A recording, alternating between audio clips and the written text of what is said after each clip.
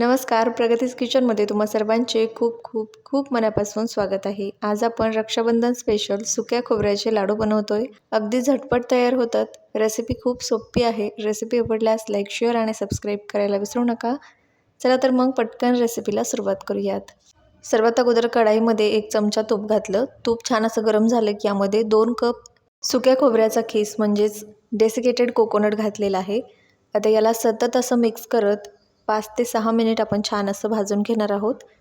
गॅसची फ्लेम लोच ठेवायची, मीडियम किंवा फुल अजिबात करायची नाही, नाहीतर हे करपू शकतं। 5 ते 6 मिनिट छान असं भाजून घेतल्यानंतर याचा कलर तुम्ही पाहू शकता, थोडासा चेंज झालेला आहे आणि छान असा सुगंध यायला लागलेला आहे, म्हणजे हे छान असं भाजलेलं आहे। आता यामध्ये अर्धा कप दूध घातलेलं आहे, अर्धा कप साखर आणि अर्धा छोटा चमचा वेलची पूड घातली। आता याला सतत असं मिक्स करत 7 ते 8 मिनिट आपल्याला छान असं परतून घ्यायचं आहे। जसं जसं तुम्ही परतत जाल तसं तसं साखर वितळायला लागते। तर हे पहा 7 ते 8 मिनिटानंतर साखर याच्यातली आता वितळलेली आहे आणि हे मिश्रण असं पातळ तयार झालेलं आहे। आता इथून पुढे 5 ते 6 मिनिट मंद आचेवरच आपल्याला याला परतून घ्यायचं आहे, म्हणजे हे मिश्रण छान असं घट्ट तयार होतं। तर इथे तुम्ही पाहू शकता, हे पहा एवढं घट्ट आपल्याला हे मिश्रण हवं आहे। हे पहा, तर इथे हे मिश्रण आपलं एकदम परफेक्ट असं तयार झालेलं आहे। गॅसची फ्लेम बंद केलेली आहे। कढाईमध्येच हे मिश्रण आपल्याला अशा प्रकारे पसरवून ठेवायचं आहे आणि आता हे थंड होण्यासाठी ठेवूयात। पूर्णपणे थंड झाल्यानंतर आपण याचे लाडू तयार करून घेणार आहोत।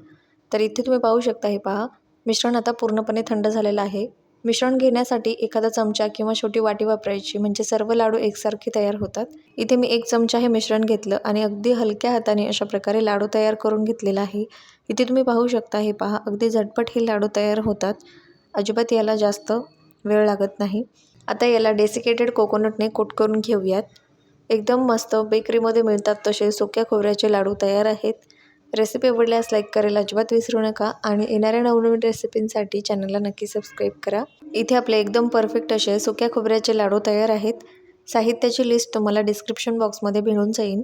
हे लाडू बनवत असताना 4च टिप्स महत्त्वाच्या आहेत। पहिली टिप, सुक्या खोबऱ्याचा खीस भाजत असताना तो हलका कलर चेंज होईपर्यंत भाजायचा, एकदम जास्त देखील भाजायचा नाही। दुसरी टिप, मिश्रण परतत असताना गॅसची फ्लेम लोच ठेवायची, हे मी तुम्हाला अगोदर देखील सांगितलेलं आहे। तिसरी टिप, मिश्रण परतत असताना सतत याला मिक्स करत राहायचं आणि चौथी टिप म्हणजे मिश्रण एकदम कोरडं होईपर्यंत परतायचं नाही। या 4 टिप्स फॉलो केल्या तर तुमचे देखील लाडू एकदम परफेक्ट तयार होतील। लवकरच भेटू अशाच एका नवीन रेसिपीसोबत। तोपर्यंत मस्त मस्त खा आणि स्वस्त रहा। धन्यवाद।